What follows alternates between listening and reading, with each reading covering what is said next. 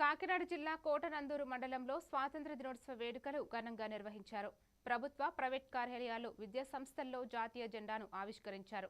కోటనందూరు జిల్లా పరిషత్ హైస్కూలులో చిన్నారుల సాంస్కృతిక ప్రదర్శనలు ఆకట్టుకున్నాయి. క్రీడలు, విద్యలో ప్రతిభ కనబరిచిన విద్యార్థులకు బహుమతులు అందజేసి అనంతరం స్వీట్లు పంపిణీ చేశారు.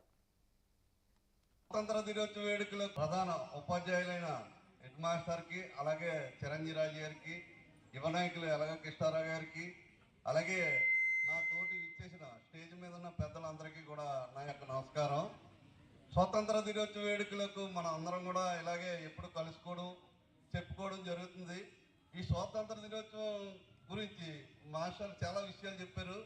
మన ఎందరో త్యాగమూర్తి వేదిక మీద ఉన్నటువంటి నా మిత్రులు అందరికీ కూడా, అలాగే ఉపాధ్యాయులందరికీ కూడా నా ధన్యవాదాలు తెలియజేసుకుంటున్నా.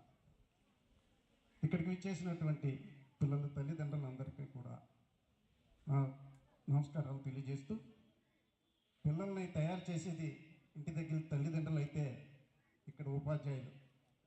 అందుచేత స్వాతంత్రం గురించి అందరూ మాట్లాడేసుకున్నాం, అన్నీ అయిపోయినాయి.